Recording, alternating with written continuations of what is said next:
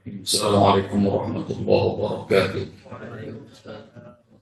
Alhamdulillahirabbil alamin wassalatu wassalamu ala asrofil anbiya wal mursalin sayyidina wa habibina wa maulana Muhammadin wa ala alihi wa sahbihi ajma'in wal haula wala quwwata illa billahil aliyyil azim. Rabbi shrah li sadri wa yassir li amri wa hlul 'uqdatam min lisani yafqahu qawli. Allahumma ij'alna minal ladzina yastami'una al-qawla fattabi'una ahsana ila hadiyil maqsudin. Waridho kamatlubi a'tini muhammadah wa ma'rifatah. Hadirin hadirat sekalian jemaah Masjid Al-Hidayah yang dirahmati Allah Subhanahu wa taala. Kajian kali ini dengan tema Rasulullah menatapku dan berwasiat, dan ini sesungguhnya adalah judul dari e-book yang saya tulis dan insya Allah nanti bisa didapatkan lewat Ustaz Haddad dan Masjid Al-Hidayah. Dan ini adalah perjumpaan dengan Rasulullah bagi umat yang merindu beliau. Karena sepanjang pengetahuan saya amat memungkinkan untuk berjumpa dengan Rasulullah SAW di dunia ini. Dengan banyak dalil dan banyak bukti orang-orang yang Allah kasih rezeki bisa berjumpa dengan Rasulullah. Semoga Allah mudahkan kita bisa bertemu dan berjumpa dengan Rasulullah SAW di dunia, di hari berbangkit, dan insya Allah masuk surga bersama Rasulullah. Amin. Amin. Wa ta'ala rahmati Allah Subhanahu wa taala. Siang itu khutbah Jumat saya sampaikan di sebuah gedung di Jalan Sudirman. Dan usai khutbah Jumat itu seorang pria datang memeluk saya, beliau nangis. Dan beliau kemudian kasih kartu nama ke saya. Saya lihat kartu namanya tertulis di tali ujungnya PhD, doktor. Dan beliau sampaikan, saya termasuk orang yang seumur hidup tidak pernah salawat pada Rasulullah. Karena didikan keluarga. Dan ihwatal iman rahmati Allah mungkin tidak pernah dapatkan pendidikan agama dan doktrin yang salah, hingga dia tidak pernah salawat. Dan ihwatal iman, saya hari itu ada di Madinah melakukan ibadah haji, Ustaz. Dan sebelum melakukan ibadah haji itu, pembimbing haji selalu bicara tentang harus mencintai Rasulullah. Salat yang kita lakukan, Rasul yang kasih tahu.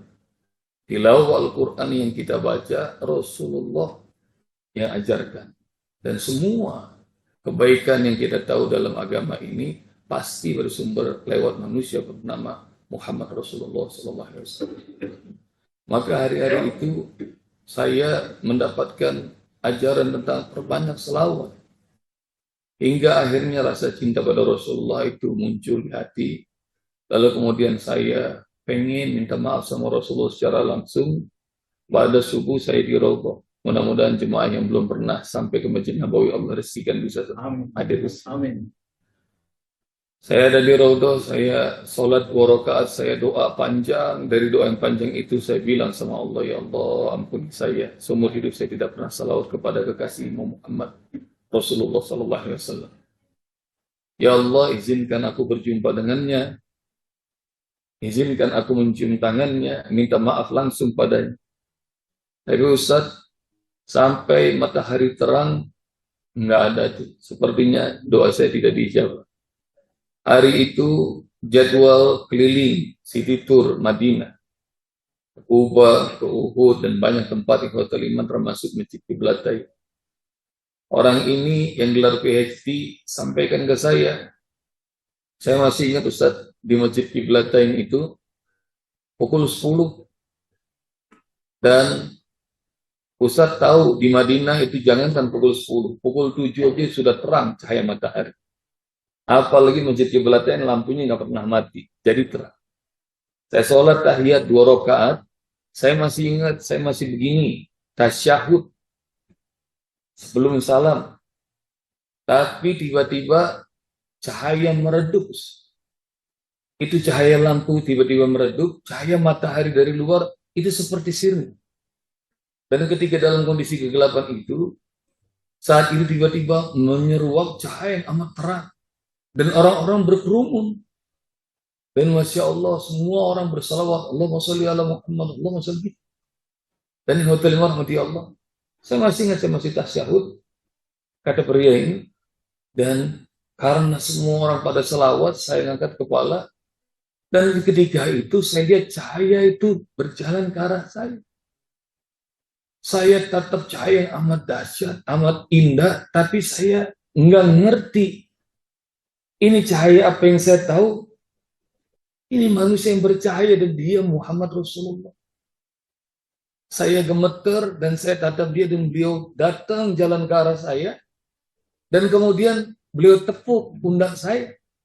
Beliau senyum dan hotel rahmati Allah. Habis itu beliau lewati saya, tiba-tiba cahaya kembali terang. Lampu terlihat dan kemudian matahari juga sinar cuma kelihatan lagi. Hotel rahmati Allah Subhanahu wa taala. Ini yang guru-guru kita ajarin kalau kita baca Barzanji. Anta syamsun, anta nurun, anta syamsun, anta badrun, anta nurun fawqa nuri, anta iksirun wa ghali, anta misbahus suduri. Engkau adalah cahaya, engkau matahari, engkau rembulan, engkau cahaya di atas cahaya. Saya dulu baca Barzanji ini nggak ngerti. Tapi begitu pria ini cerita ke saya, rahmati Allah Subhanahu wa taala. Rupanya dari tutur mulut beliau sampaikan ke saya bahwa cahaya Rasulullah mengalahkan cahaya matahari. Rahmati Allah. Yang saya sampaikan bukan kiai, bukan ulama, bukan waliullah. Orang biasa, orang kantoran seperti Anda. Tapi dia pengen jumpa sama Rasulullah, dia pengen ketemu. Dan Allah hadirkan. Allah mudahkan bisa jumpa. Mudah-mudahan Allah rezekikan kita semua bisa jumpa dengan Rasulullah.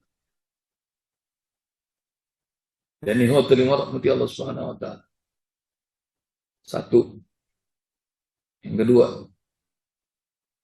hari itu saya ceramah di dua tempat berbeda. Dan di dua tempat berbeda itu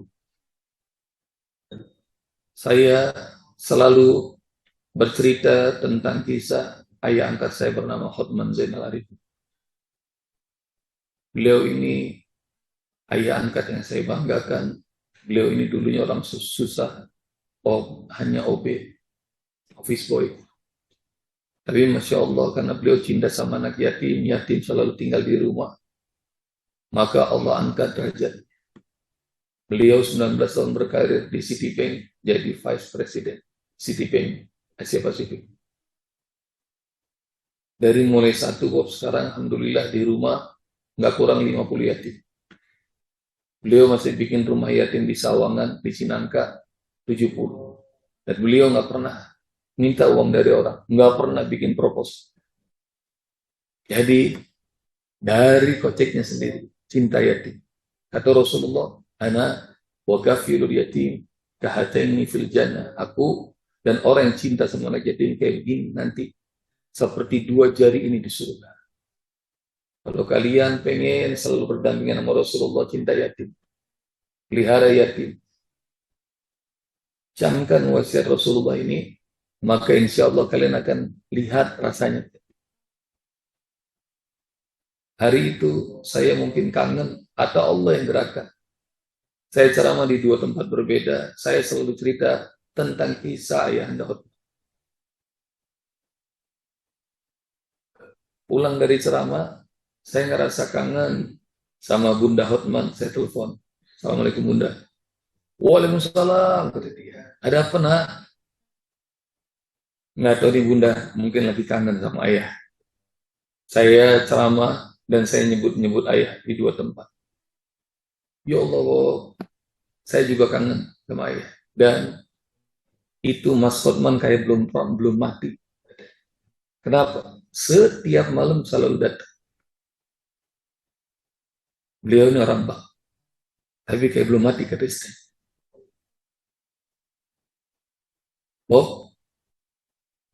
Bunda mau cerita. Semalam ayah datang dengan pakaian yang indah.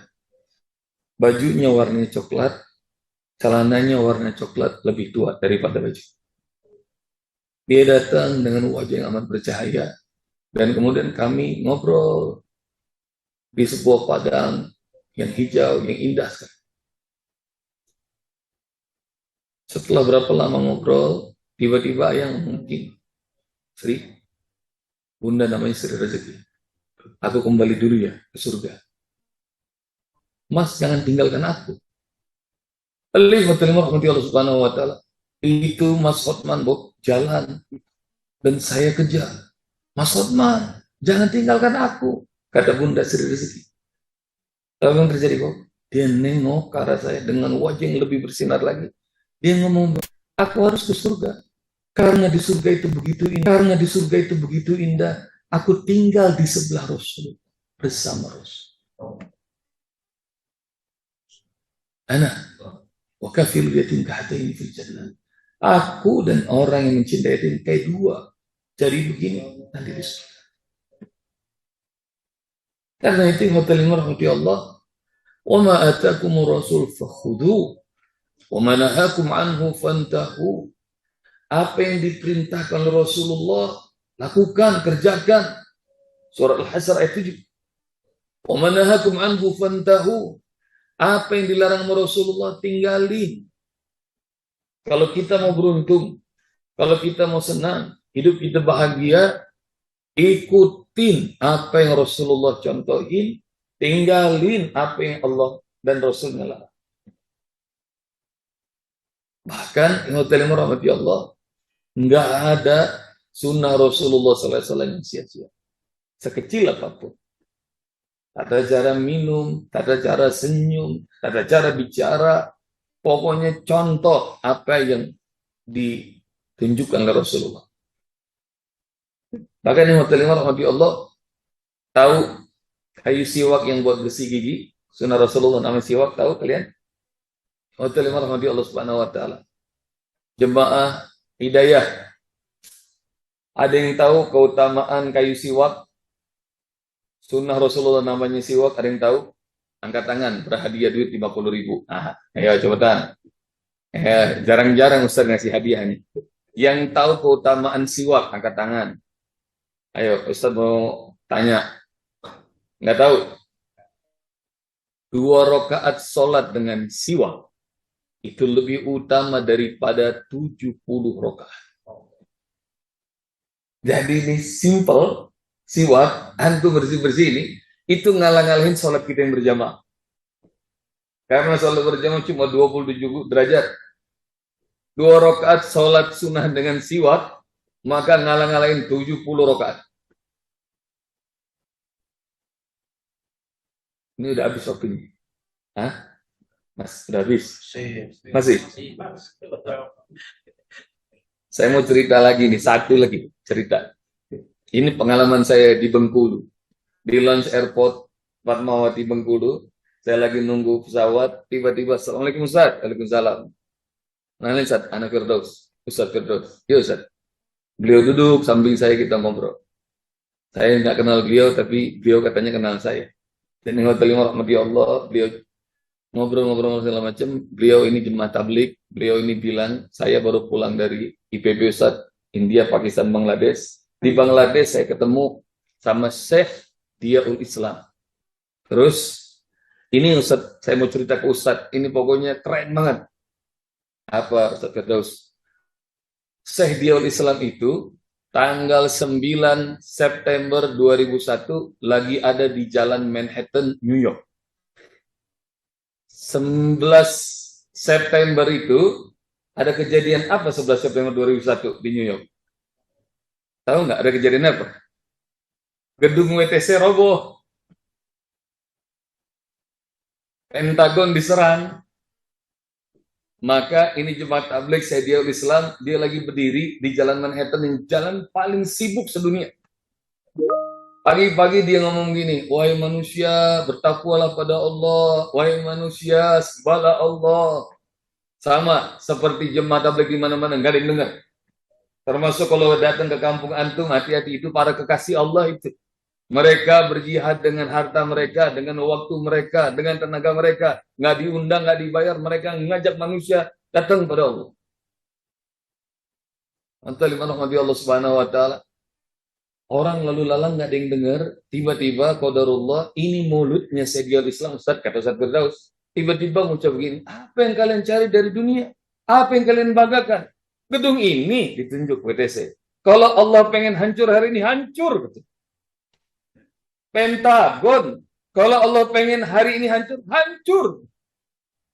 Kalau terima rahmati Allah, nggak tahu dia hari itu ngocehnya begitu. Dan apa yang dia sebut, apa yang dia tunjuk, beneran hancur.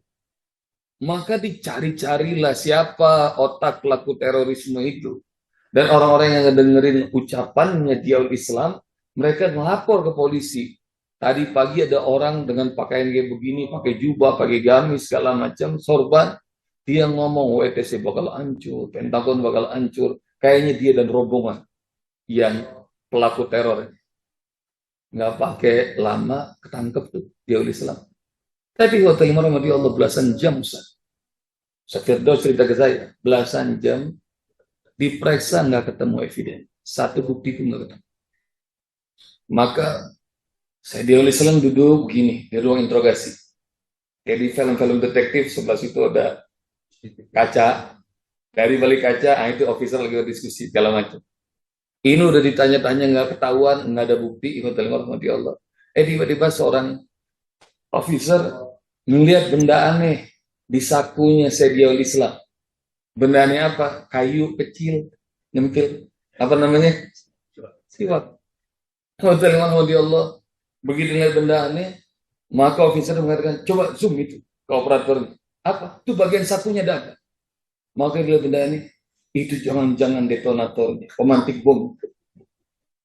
Maka masuk itu officer, langsung digini ini bajunya, diangkat, diambil. Ini apa kata? Betul, Allah. Syekhul Islam mengatakan, ini alat pembersih gigi. Kalau kalian menyebutnya toothbrush. Nonsense. Dia nggak percaya. Maka kemudian dites lab, Pak. Itu siwak tes lab. Setelah hasil lab keluar, kayu siwak ya siwak. Lalu setelah keluar Hotel Imam Allah, mereka diskusi. Akhirnya kemudian Diaul Islam dilepasin. Dianterin sama dua officer. Begitu lepas dari kantor polisi, Diaul Islam turun tangga tuh. Dia juga nggak ngerti kenapa dia dilepasin. Tapi dia ngedenger dua officer itu berdebat. Balik badan berdebat. Kenapa kamu lepas? Kata temen, sudahlah, kita lepas saja. Ini orang boro-boro hancurin WTC dengan bom. Beli sikat gigi aja dia gak mampu. Allah. Dalam sunnah Rasulullah ada kejayaan.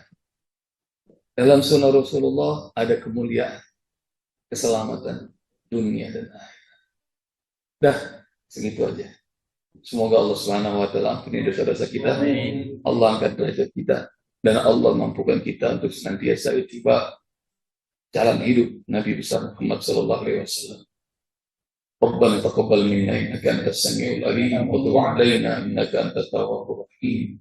Rabbana atina fid dunya hasanah wa fil akhirati hasanah wa qina adzabannar. Wa sallallahu ala nabiyyina Muhammad wa alihi وعلى آله وصحبه وسلم والحمد لله رب العالمين سبحانك اللهم وبحمدك أشهد أن لا إله إلا أنت أستغفرك وأتوب إليك السلام عليكم ورحمة الله وبركاته.